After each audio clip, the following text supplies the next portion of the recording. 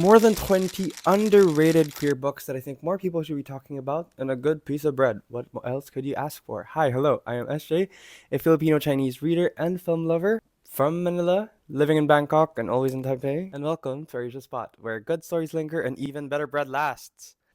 This is an informal part 2 to my previous video on queer books and movies that changed me. But those are my all-time favorites that I've read and reread for years and years and years before I discovered all of these books that I think deserve much, much more love, and I hope to read and reread in the future. And I hope you find a new favorite here. And if I look very awkward right now and I'm crouching, because yes, I am, I forgot to film an intro and an ending when I filmed this last time. So I was having breakfast and I realized, oh shoot, I needed to film one. So we were doing it right now and I couldn't find a proper setup. So we are here. I'm gonna send you back to SJ with the full thoughts on all of these books. But before then, if you haven't subscribed, like, all that good stuff. So we have a couple of books today. We have more than 20 books, and just between the two of us, I actually filmed this already. I finished filming this, and I had bullet points that I wanted to talk about, and I felt disconnected with what I was talking about, and I wanted to just talk about these books a bit more freely. If you guys follow my Instagram, you would know that I posted some Instagram reels on underrated queer books. So you would recognize all, if not most of these, but I only talked about the plot for those, and I wanted to just share to you guys why I think you should read them or my experiences with reading them. And some of these books I've read 2 to 3 times, some of these books I've only read once. So the quality of my explanations for them will vary, and my love for each of them will also be varied. This would range from 3 stars to 5 star books, but except for the 5 stars, I won't really give you guys the ratings because I want to give you guys the opportunity to actually approach these books with open eyes and give them the chance that they deserve, because I do think these are great books, and those that I gave 3 stars might just not be for me, but might be for you, and the ones I love might not be your favorite. But I do think these are important stories, and not only for Pride Month, but we should all read queer all year. So anyway, there's not much of a structure with the 20 plus books that we're talking about today. I did fix the flow a little bit just because when I filmed this earlier, the types of books that I was talking about would sometimes have similar themes, and my explanations would be quite similar. So I think it would be better of a flow if I talk about them that way. So we have our Asian queer books by Asian queer authors, and then a lot of books that tackle post-war, masculinity, shame, and then a lot more on the back that don't really have clear categories.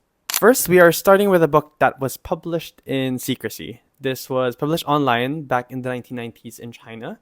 It is Tong's Beijing Comrades. And it always fascinates me. I was considering adding Maurice to this. And you know what? It's just right here. Which is another book that was written in secret and published posthumously. And it always fascinates me how books written at a time where being queer where society was much, much harsher to people. It always fascinates me when I read about books, about writers or by writers writing at a time when society was a lot more harsh to queer people worldwide. It still is to this day at many parts of the world, but compared to before, there are a lot more spaces that we get to enjoy. Reading Beetong's Beijing Comrades was an interesting experience to me because that context was at the back of my mind the whole time I was reading it, and it does say here it's banned in Beijing. It is a story about a privileged working professional and his relationship with a working class student, and throughout the book you kind of experience their romance, but on a bigger scale of the politics happening in their country, as well as the secrecy that they have to constantly, the identities they have to keep performing to society. And also this gets quite spicy, so just, if that's for you, read it. If that's not for you, maybe avoid it. Next, we have Concerning My Daughter by Kim Hye-jin, and I have a funny anecdote about the story, which is my friend told me that this was a traumatizing read, as a joke. More so because it is about a mom trying to grapple with the fact that her daughter is living a quote-unquote non-traditional life. Her daughter is queer, and her daughter is also a caregiver, taking care of the elderly in South Korea.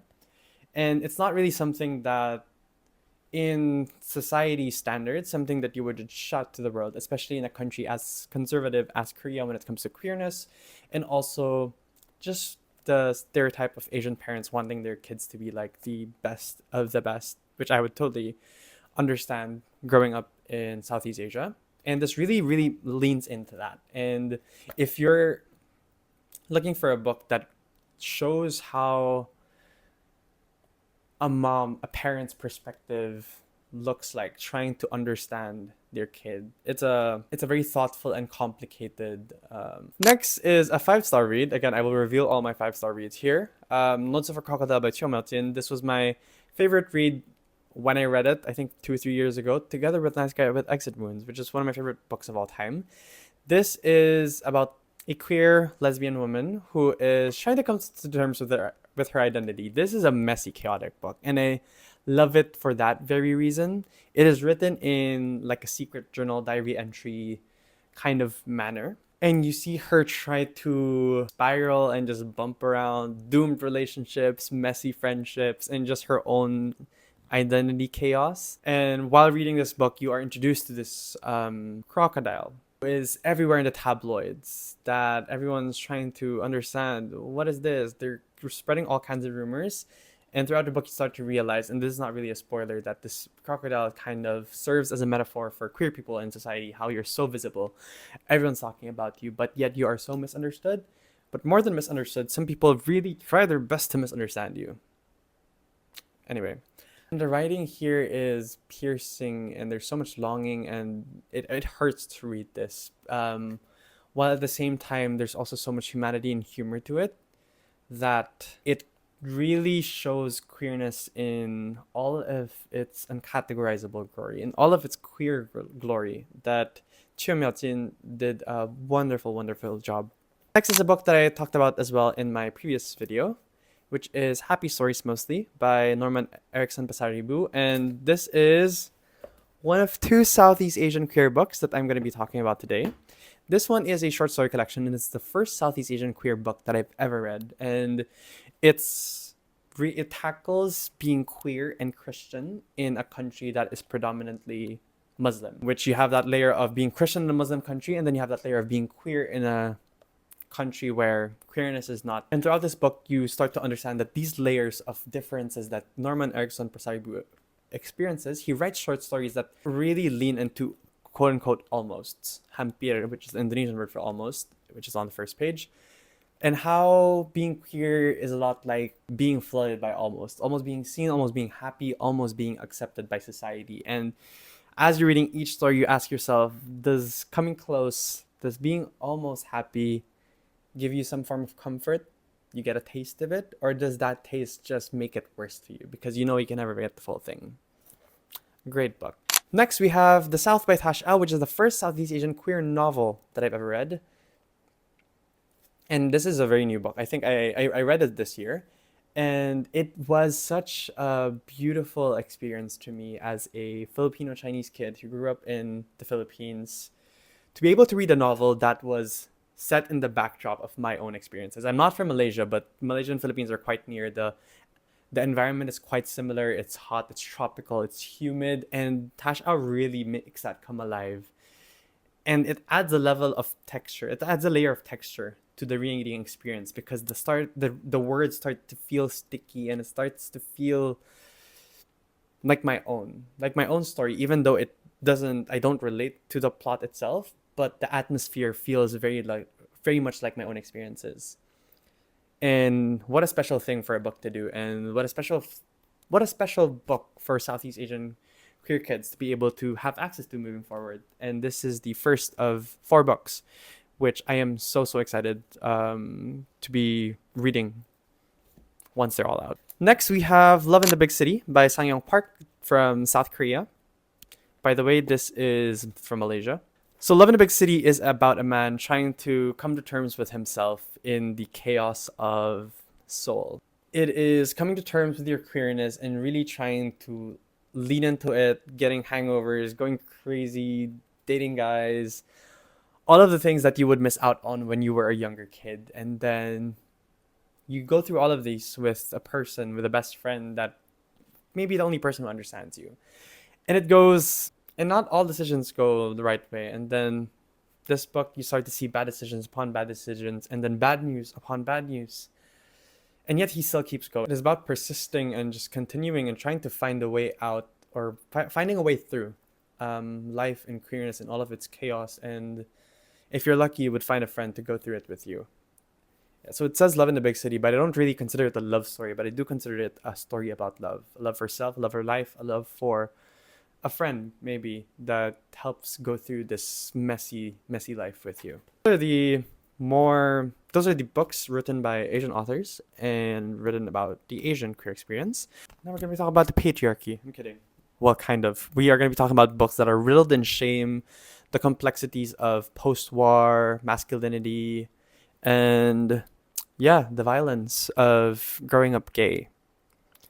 First, we have a book by the author of one of my favorite queer books of all time, which is Lie With Me. This is In the Absence of Men by Philippe Besson, which is a post-war novel, or I believe it was set during the war. So it's in the summer of 1916, where our protagonist falls in love with a young soldier, and there's a layer of secrecy, as goes with the queer experience, that they have to deal with as they go through their relationship. And throughout this novel, you start to see the beauty of Philippe Besson's writing as it is in Lie With Me, where he writes with so much simplicity of a very simple story, but he really elevates it. He writes with so much confidence that he doesn't need to add too much fluff to bring out the beauty of a story.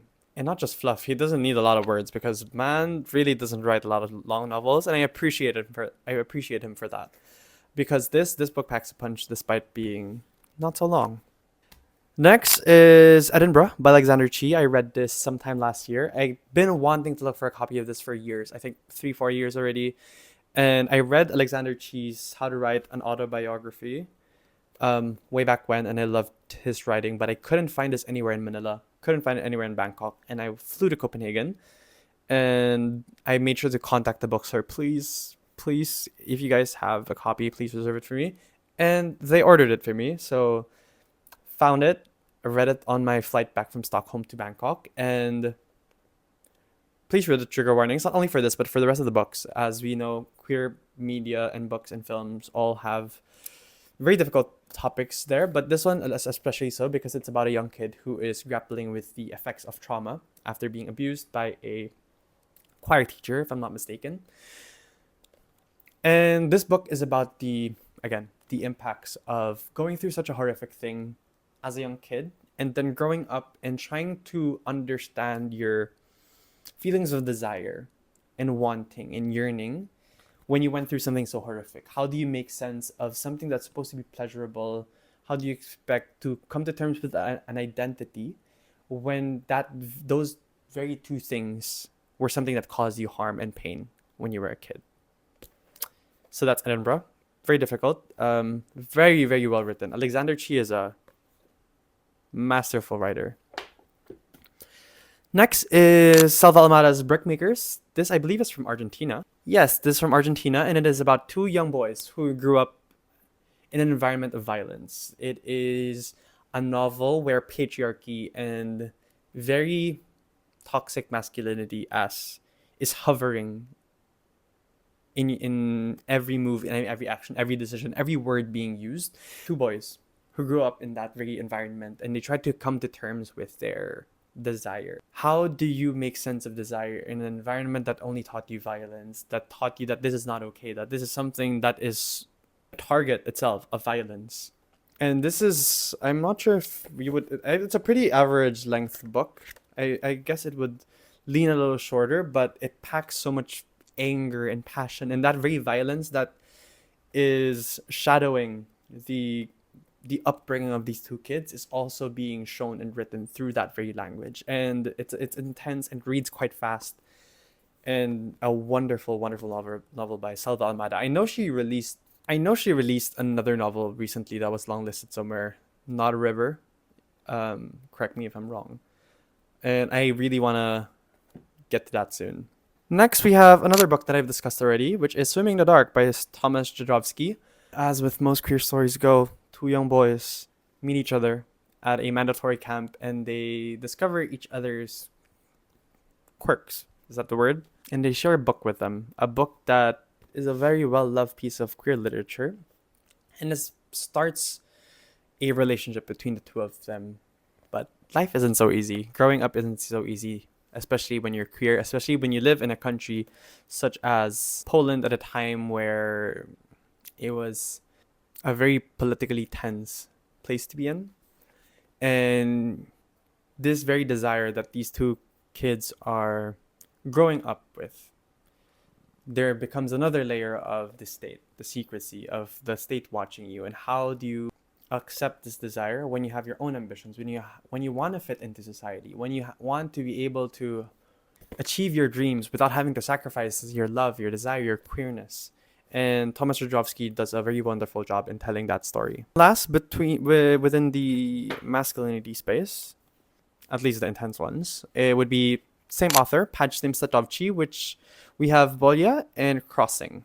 So important context on Pajtim Statovci is he is a Finnish writer, but he was born in Kosovo to Albanian parents. And his books really capture the complexity of his life experiences, especially when you take into account the political history of Kosovo, Albania, Serbia, and how that Yugoslavian region had their own layers of complex political tension and identity crises that will be on top of the queerness that's being talked about in this book. So Bolya is about a writer and a medical student who get into a relationship, which sounds simple enough until you add the context that, wait, they're queer. But that's not the thing. That's not the only big factor here. But the thing is, one of them is a Serb, one of them is Albanian. Which, if you're not familiar with the history, as I was with when I first read this book, is not a very simple thing.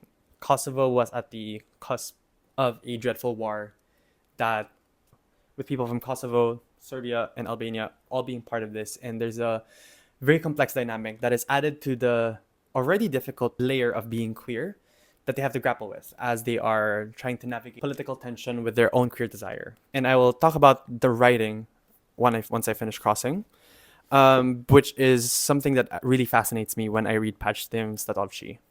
Next, we have Crossing. And when I was talking about this, when I first filmed this video, I realized something, that Crossing is a very interesting title to give this book that is exploring the complexities of gender, borders, and just self-identity. Because in this novel, it tackles the experiences of young queer individuals of not only trying to understand who they like, but also who they are. Do I like this boy and is that accepted? Oh, this girl is pretty. Do I want her or do I want to be her? And then you also have that layer of border. As I was mentioning, Kosovo, Serbia, and Albania also plays a very big part in this novel. There are two boys in this story that take two very different paths in their lives. One that leans into it, one that suppresses their identity. And I always find that a very interesting parallel that books do. And I have another book here later that does the same thing. But what I wanted to mention about Pajtim Statovci is that he writes with such draining, dark dread that when you read his words, it always feels like there's a dark shadow hovering over you. And I was trying to understand it earlier. And the more I think about it, I think it's because of that macroeconomic / political factor that is ever present in his books. That even when things are going right, even when they are comfortable with their queerness, which they aren't always, there's a bigger factor of society. There's a bigger factor of their own nationality and cultural identity that they're trying to grapple with, and has its own layer of violence that isn't easy to escape. And he really, really makes that come out in his writing. And I find that very impressive. And as I'm explaining these two books, it feels like the dark cloud is also showing up in Bangkok. But incredible author. I am looking for his other book about the cat in Yugoslavia, something along those lines.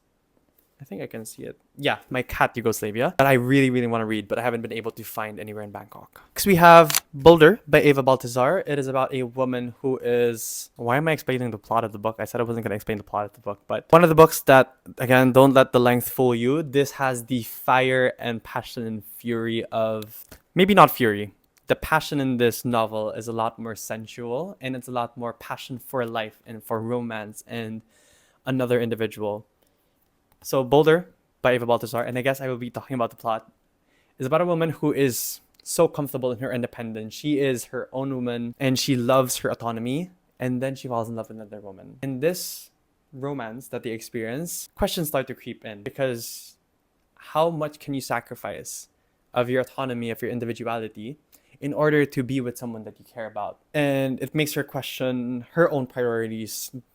Does desire matter more? Does her autonomy matter more? And it's such a complex discussion in her brain, and the language that Eva Baltazar uses in this novel, it feels like it's boiling, it's brimming. You always feel like something's about to come up next, and it is in a language that is so. As I was saying that, I was looking at the cover and I was like, you can imagine that she's the type of person. This book cover is the type of person that's writing this book.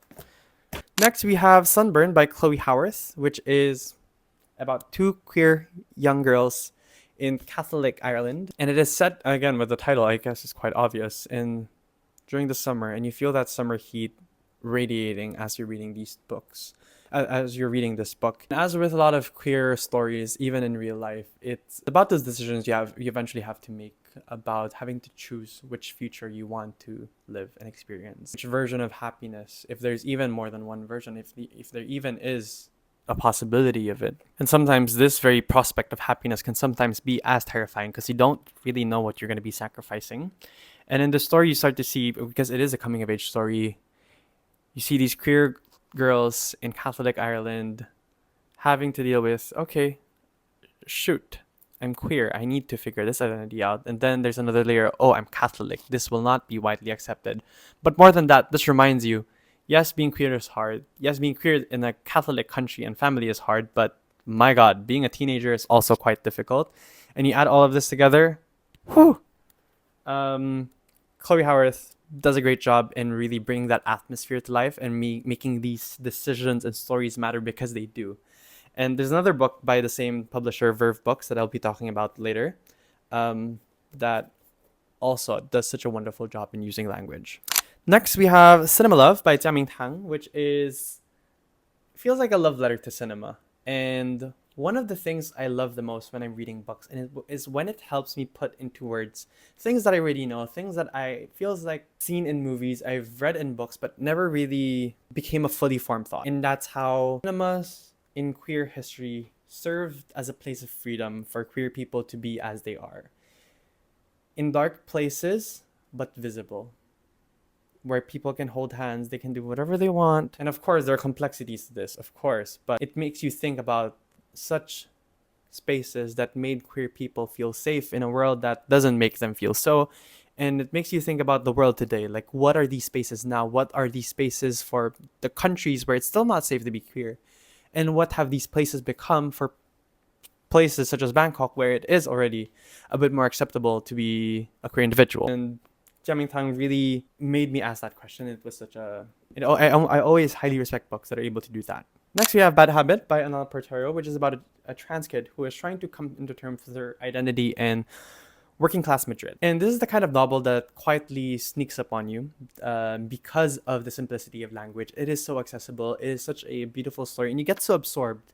And the next thing you know, you're just left in awe of how beautiful of a story was written. Because this really made me think about the LGBT experience, the queer experience, and how throughout its history, the trans people of color were the very people who fought for our rights today. And yet it is trans individuals today that are still one of the most, if not the most, disadvantaged part of the community.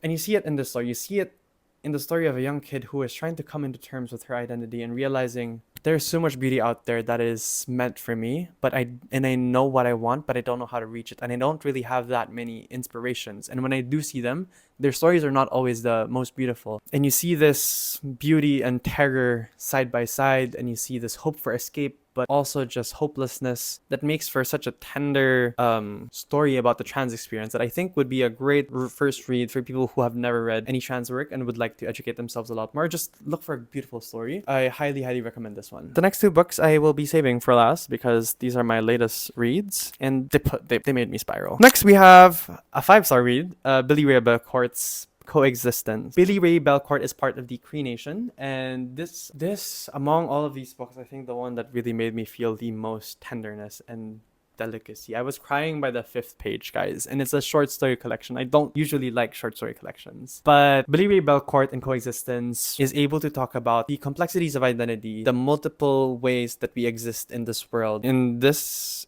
case, queer, free, trying to grapple with the brutal past of their histories, but also not knowing what is coming next, what's going to happen in the future. And I read this with so much care because it felt like every single word that Billy Ray Belcourt used meant so much to him. Every single word, there was nothing spared. Felt like he was writing with his community.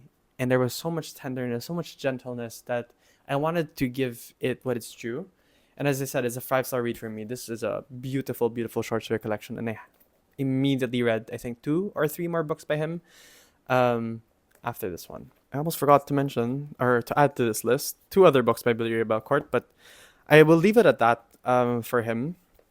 But the other 2 books by him are A History of My Brief Body. This is more of a memoir, so it's a lot more rooted on the lived experiences of queer individuals. And A Minor Chorus is a novel, and I plan on rereading it this month. And I want to just quickly read out a line from the book at the very back, which is, I wanted to take a sledgehammer to the past to let in the shimmer of a light I didn't know was there all along. Stunning. Next, we have The Year of Blue Water. So we're continuing the trend of trying to really understand the complexities of multiple identities and how to speak with each one, being queer, in this one, Chinese American, an immigrant, trans, and then all of this identities also shaped by our own experiences. Yanyi's transition, the traumas, and just simple ordinary life that sometimes you don't think shapes us, but actually impacts us in a very, very great way as well. And this one is a prose poetry collection. Next, we have Bees at Every Threshold by Natalie Wee, also by a queer immigrant living in Canada, from Malaysia and Singapore. And this one is a very unique poetry collection because it has a lot of references to modern day pop culture. Like, yes, obviously include Mitski to my poem. And there's also a lot of play on form. Yes, a lot of play on form that makes it for a very intriguing read. And there's also a lot of weight to the stories that are being written here about queerness, diaspora, identity. I believe I gave this actually 4.5 stars. And I still love to reread some of the poems here quite often. And last but not least, before I go through my recent reads, would be Chen Chen's When I Grow Up, I Want to Be a List of Further Possibilities. And I was looking for this for 5 years. My God, I had to order this online. It took like 2 months to arrive, but worth it. I read it last year, and I think this is a nice book to end on before I go through my recent ones, because it is a book that looks at life's complexities and difficulties and all of the flawed ways we are living in this world and how many causes we are trying to fight for, but also trying to remain steadfast with our hope and trying to make sure that we don't just lose all of the glimmer and all of the light and all of the humor, which is, this book is filled with a lot of those, and trying to let both coexist, to let both possibilities coexist. And I think that is such a tall order for a writer to do, but I think Chen Chen did a wonderful job in telling that story. And to close my 2 recent reads, which kind of ruined me in all the best ways possible. First, we have Monstrilio by Gerardo Samano Cordova, and my God, I was not expecting this to be a 5-star read, because before this, I had a 5-star read, Things in Nature Merely Grow, and I was okay with just another 4-star read because I was on a reading hangover. But on the first page, I was sold. And this is about a mom whose son dies, and she carves out a part of her son's lung and puts it in a jar, nurtures it, grows it until it becomes something that resembles grief in human/monster form. And yes, it's a la Frankenstein, and this is a novel that really tackles that complexity and uncategorizability, is that a word, of grief. Because you look at the decisions made and the thoughts that are going through their head, and you're like, that is why? But also you're like, grief. And there's a line in this book that says you believe the stupidest things, something along those lines, when you're in grief. And I think that captures this book very, very properly. And you might ask, oh, Eshe, where's the queerness part? Every character is queer. And that's what I love about it. And that's not really a spoiler, because it's basically like reading every other book and assuming everyone is straight until proven gay. This book is just basically everyone's gay until proven straight.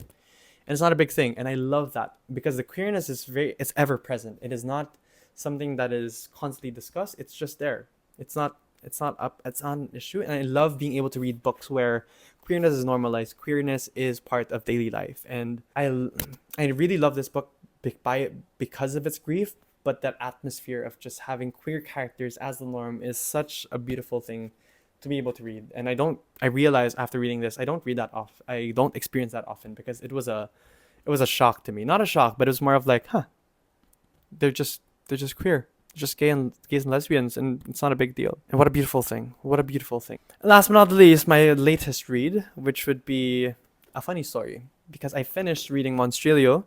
I was on my couch, I was filming my little reading vlog, and I posted an Instagram reel saying, "Oh, I love how queer novels have limbs on the cover." And someone was like, "Oh, actually, you should read The Language of Limbs." And I'm like, "What's that?" And I read it up. I looked it up. I was on my Grab. My Grab is the Southeast Asian Uber, and I told my Grab I was on the way to the gym. I was on the way to the gym, and I was like, can we change locations? I want to go to the mall. So I bought this and I read this in the next 2 days and finished it, and I loved it, and it was amazing. A Language of Limbs starts with a young girl who is confronted with the decision of being found out that she is queer, a lesbian. I don't remember if it was explicitly said. Limb 1, which is one POV of this book, is about the young woman leaning into that queerness. Despite all the odds, despite all her fears, she leans into being queer and accepts that life and tries to really live that life fully. And Limb 2 is about a woman who suppresses that, who tries to conform to society. And while reading this book, you start asking yourself, oh, is it the same girl? Is it a different girl? Is it the parallel girl?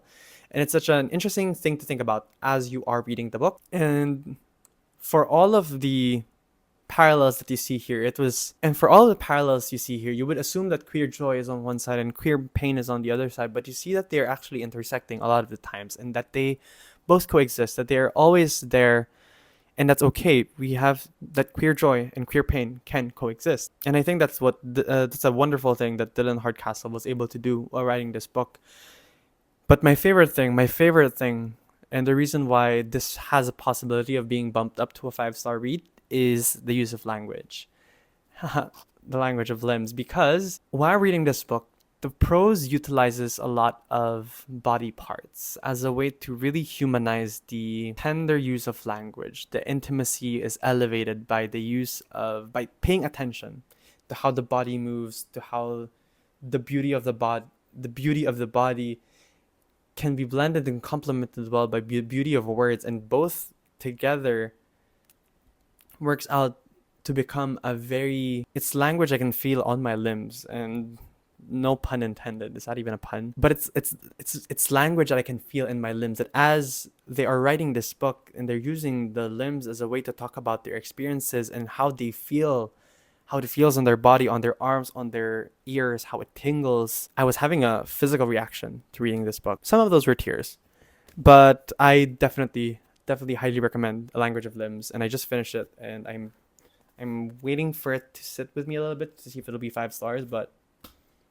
that was wonderful.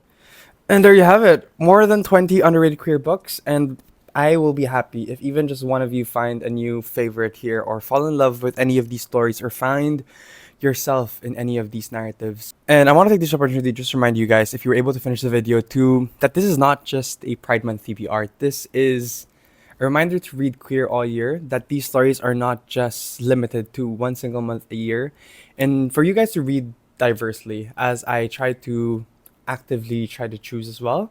There are so many stories out there outside of the usual white gay men, which I love, and a lot of them have impacted me very, very much. But being able to read stories that are beyond my usual experiences, or what the media usually shows, and seeking out narratives that are either so foreign to you or so familiar to you, whether it be in the lens of a Native American experience, or a trans person of color story, or a Southeast Asian queer story, as I discovered with some of these books. They all offer something different, and they all have given me a better understanding of queerness that is not just limited by my own experience, which I think is such an important thing to do. But yes, I will leave you guys at that. And if you guys enjoyed and you stuck around for this whole video, I hope you guys stick around, and I'll see you back at our usual spot.